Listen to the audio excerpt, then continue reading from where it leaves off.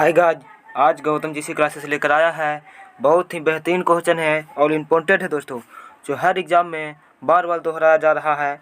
तो हम देख रहे हैं कि एक कोई भी एग्ज़ाम हो तो इसमें पूछा जा रहा है, तो ऐसा क्वेश्चन लेके आए हैं। तो आपको चलिए टाइम न लेते हुए डायरेक्ट क्वेश्चन पे आते हैं। तो आज का डायरेक्ट क्वेश्चन है, तो यहाँ देखिए दोस्तों, ऐसे जीडी सामान्य ज्ञान एवं सामान्य जागरूकता, ऐसे जीडी में खासकर ज़्यादा ये पूछे जाते हैं दोस्तों। और चाहे तो ग्रुप डी हो या एनटीपीसी हो या फिर एमटीएस हो, हर एग्ज़ाम में दोहराया जा रहा है दोस्तों। एमटीएस के जब पेपर उठा कर देखें तो कितना क्वेश्चन दोहरा रहा है दोस्तों, तो वहीं क्वेश्चन उठा लिए हैं। तो देखते हैं अगला क्वेश्चन।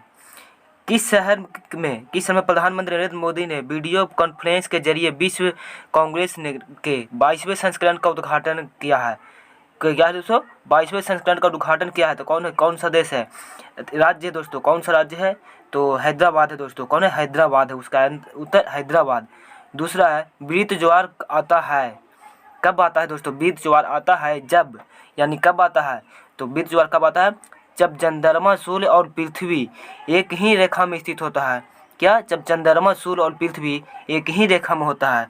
ये तो दो हो गए दोस्तों। अब एक में जो ये देख रहे हैं हैदराबाद है, इसे जुड़वा नगर भी कहते हैं। जुड़वा नगर कहें तो सिकंदराबाद और हैदराबाद हो गया।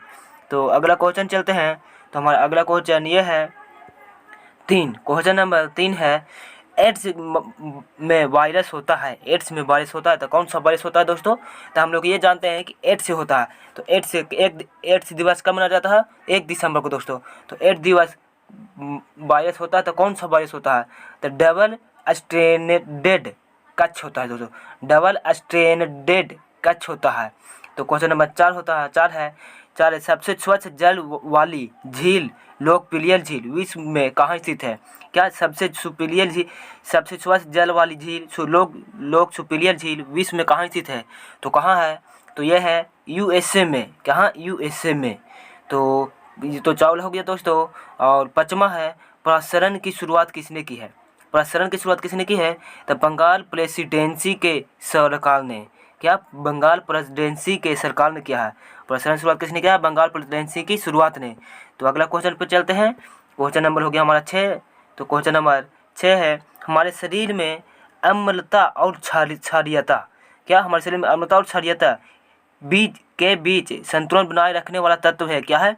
अम्लता और क्षारीयता के बीच संतुलन बनाए रखने वाला तत्व है कौन? तो सोडियम। क्या है? तो सोडियम है।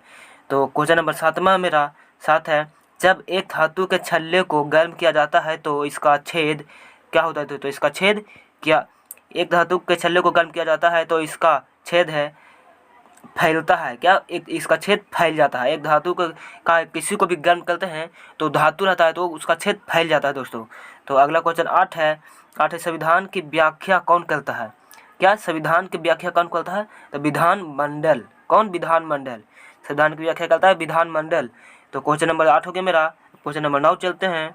तो देखिए मेरा क्वेश्चन नंबर 9 है, विश्व का दूसरा सबसे बड़ा महाद्वीप कौन सा है? क्या? विश्व का दूसरा सबसे बड़ा द्वीप कौन सा है? तो विश्व का दूसरा सबसे बड़ा महाद्वीप कौन सा है? तो एशिया। क्या? सबसे एशिया। तो एशिया सबसे दूसरा है। सॉरी दोस्तों, यहाँ पे थोड़ा सा हमसे मिस्टेक हो गया है। यहाँ पे अफ्रीका लिखना चाहिए था, तो हमसे लिखा गया एशिया दोस्तों। क्या? एशिया। तो यहाँ पे हमको अफ्रीका है दोस्तों। क्या? यहाँ पे सबसे बड़ा महाद्वीप अफ्रीका है।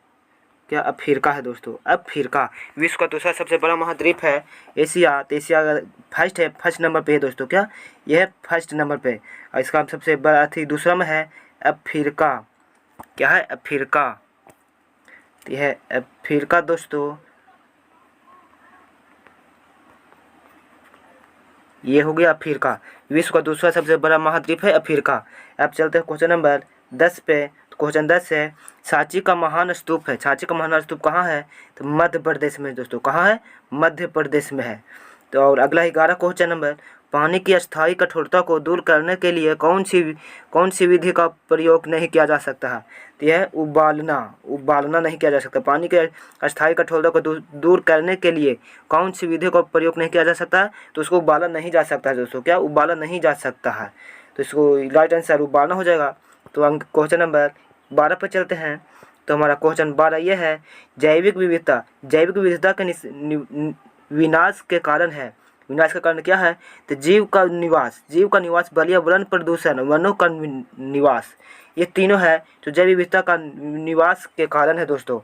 क्वेश्चन नंबर 14 है, विषुवत रेखा पर 10 देशांतर की दूरी लगभग किसके बराबर होती है? विषुवत रेखा पर 10 देशांतर की दूरी लगभग किसके बराबर होती है? तो किसके बराबर होती है दोस्तों? 111 किलोमीटर के बराबर होती है।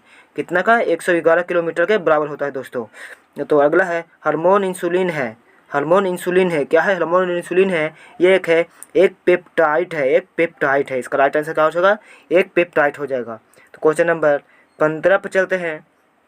तो हमारा 15 ये है कि देखिए दोस्तों, हमारा क्वेश्चन नंबर 15 है, मानव अंडाणु में क्रोमोजोम की संख्या है। क्या? मानव अंडाणु में क्रोमोजोम की संख्या कितना है? तो क्रोमोजोम यानी क्रोमोसोम अथी पढ़ते हैं इसे दोस्तों, और लिखा था क्रोमोजोम, तो इसका क्रोमोसोम की संख्या है 46। तो जोड़ा में पूछते हैं तो 22 जोड़ा हो जाएगा, 23 जोड़ा हो जाएगा दोस्तों। क्या? 23 श्री पमार का 23 जोड़ा हो जाएगा दोस्तों। और अगला है, किस शहर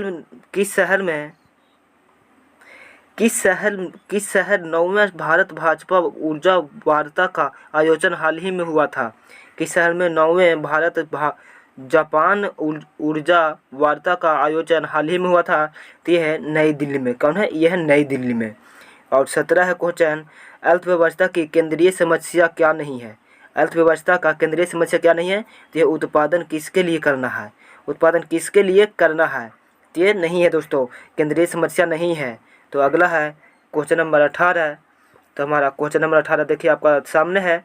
तो क्या है आप बताएं, लोहे की सुई पानी की सतह पर क्यों तैरती है जब इसे अच्छी तरह रखा जाता है? तो लोहे की सुई पानी की सतह पर क्यों तैरता है? तो यह है संकरे सतह के कारण है दोस्तों। तो ये सब क्वेश्चन बार बार पूछे जा रहे हैं। तो दोस्तों अगर आपको वीडियो अच्छा लगता है तो लाइक ज़रूर करें, और सब्सक्राइब भी अभी तक चैनल को सब्सक्राइब नहीं किए हैं तो चैनल को सब्सक्राइब कर ले दोस्तों, कि ताकि आओ भी ऐसा वीडियो आपको मिलता रहे। तो अगला क्वेश्चन नंबर 19 है, पृथ्वी दिवस किस दिन मनाया जाता है? पृथ्वी दिवस किस दिन मनाया जाता है दोस्तों? तो यह है 22 अप्रैल को। कब? 22 अप्रैल को राइट आंसर है। और क्वेश्चन नंबर 20 है, वायुयुद्ध निर्देशक को 65वें राष्ट्रीय फिल्म पुरस्कार के केंद्रीय पैनल के अध्यक्ष नियुक्त किया गया है। तो कब किया गया है? कौन किया है? तो शेखर कपूर। कौन? शेखर कपूर ने किया है। तो अगला नंबर हमको 21 है दोस्तों। तो देखिए हमारा अगला 21 ये है आपके सामने। तो साइटोप्लाज्मिक क्या है? साइटोप्लाज्मिक ऑर्गेनेजेस यूकेरियोटिक कोशिकाओं के भीतर प्रोकैरियोटिक कोशिकाओं के रूप में होता है। क्या होता है? तो माइटोकॉन्ड्रिया होता है। क्या? माइटोकॉन्ड्रिया इसका राइट आंसर हो जाएगा। तो क्वेश्चन 22 है हमारा। तो 22 है, हेमबर्गर प्रभाव को अन्यथा किस रूप में जाना जाता है? हेमबर्गर प्रभाव को अन्यथा किस रूप में जाना जाता है? तो यह है क्लोराइड शिफ्ट में। क्या? क्लोराइड शिफ्ट में। अब 23 से क्वेश्चन, सिनेवाल किसका अयस्क है? तो ये तो एकदम आसान सा क्वेश्चन है दोस्तों, सिनेवाल किसका अयस्क है? तो ये है मेरा दोस्त मरकरी का है। क्या? मरकरी का है। सिनेवाल अयस्क है मरकरी Hg का है दोस्तों। तो अगला क्वेश्चन 24 पर चलते हैं। तो हमारा क्वेश्चन नंबर 24 है, अधिकतम संश्लेषित गतिविधियाँ होती है किसमें होती है? अधिकतम संश्लेषित गतिविधियाँ किसमें होती है? तो प्रकाश के नीले और लाल क्षेत्र में। क्या? प्रकाश के नीले और लाल क्षेत्र में। तो क्वेश्चन नंबर 25 है, वान की मून पूर्व संयुक्त राष्ट्र महासचिव को बोबो फोरम फॉर एशिया BFA क्या? BFA का अध्यक्ष चुना गया है। वह किसके स्थान पर ग्रहण करेगा? किसका स्थान पर करेगा दोस्तों? BFA होता है दोस्तों। तो PFA एक पद है, तो है यासु फुकुंडा। क्या? इसका राइट आंसर है यासु फुकुंडा। तो अध्यक्ष चुने गए हैं दोस्तों। किसका चुने गए? अध्यक्ष ये चुने गए हैं यासु फुकुंडा BFA का दोस्तों। तो आपसे पूछेगा BFA का अध्यक्ष कौन है? तो यासु फुकुंडा। तो क्वेश्चन नंबर 26 चलते हैं। 2011 की जनगणना के अनुसार भारत की कितनी ग्रामीण आबादी थे? भारत में कितने ग्रामीण आबादी थे? तो ये है 83.3 करोड़, 83.3 करोड़। अभी वर्तमान में कितना होइल है दोस्तों? वर्तमान में होइल है 30 करोड़ है दोस्तों, 30 करोड़ पॉइंट कुछ है दोस्तों, 30 करोड़ पॉइंट कुछ है, और इतना है दोस्तों अभी वर्तमान में। तो अगला क्वेश्चन पे चलते हैं। तो अगला क्वेश्चन हमारा 27 है। देखिए 27 है, सेक्स हार्मोन की खोज किसने की थी? सेक्स हार्मोन की खोज किसने की थी? तो बहुत ही बेहतरीन क्वेश्चन है, यूजेन अस्तानेज ने। क्या? यूजेन अस्तानेज ने। तो जैसे में आप याद करने का तरीका है, यूजेन क्या यूज करते हैं? तो सेक्स के लिए। तो सेक्स हार्मोन की खोज किसने किया था? तो यूजेन अस्तानेज है दोस्तों। शासन गिर राष्ट्रीय उद्यान की किस भारतीय राज्य में स्थित है? शासन गिर राष्ट्रीय उद्यान किस भारतीय राज्य में स्थित है? तो गुजरात में। कहाँ? गुजरात में। तो क्वेश्चन नंबर 29 है, एक परमाणु में परिक्रमी इलेक्ट्रॉन की कुल ऊर्जा है। एक परमाणु में परिक्रमी इलेक्ट्रॉन की कुल ऊर्जा है, कभी भी सकारात्मक नहीं होता है। क्या? कभी भी सकारात्मक नहीं होता है। तो अगला क्वेश्चन 30 पे चलते हैं। तो हमारा क्वेश्चन नंबर 30 है, न खत्म होने वाली कहानी एक आत्मकथा है। न खत्म होने वाली कहानी एक आत्मकथा है। क्या है?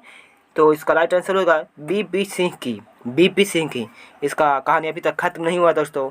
न खत्म होने वाली कहानी बीपी सिंह की आत्मकथा है। किसका आत्मकथा है? तो आपको याद करना है, बीपी सिंह का कथा है। और ओवन में क्या प्रयोग किया जाता है? तो आप बताएं, ओवन में क्या प्रयोग किया जाता है? तो माइक्रोवैक्स किया जाता है। क्या? माइक्रोवैक्स। कौन सा कथन सही नहीं है? कौन सा कथन सही नहीं है? तो इसको आप कभी घेर लगा देते हैं। इसमें ऑप्शन देना चाहिए था दोस्तों। तो ये कौन सा कथन सही नहीं है? तो यह है, ध्वनि हवा की तुलना में निर्वात में तेजी से गमन करता है। क्या? ये गलत है दोस्तों, ये गलत है। ध्वनि हवा की तुलना में निर्वात में तेजी से गमन करता है। तो ये तेजी से नहीं, निर्वात में ध्वनि हवा की तुलना में निर्वात में तेजी से गमन करता है। तो हवा में तेजी से करता है तो निर्वात में कम करता है दोस्तों, क्योंकि निर्वात में हवा नहीं है। तो ये अभी घेर लगा देते हैं दोस्तों और यहाँ रोक देते हैं, काहे कि क्वेश्चन के ऊपर बाद में फोकस करेंगे। और अगला पे चलते हैं, क्वेश्चन नंबर 33 पे। क्वेश्चन नंबर 33 है, भारत में पहला सूती का कारखाना कहाँ स्थापित किया गया था? तो कहाँ किया गया था दोस्तों? तो उत्तर है बम्बे। क्या? बम्बे। अब बम्बे को बदल के रख दिया गया है मुंबई। बम्बे का नाम बदल के रख दिया गया है मुंबई।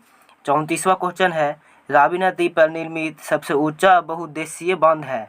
तो वो बांध कौन सा है? तो रणजीत सागर बांध। क्या? रणजीत सागर बांध है दोस्तों। 35वां है, किसे भारत का राष्ट्रीय बनने से पहले भारत रत्न दिया गया था?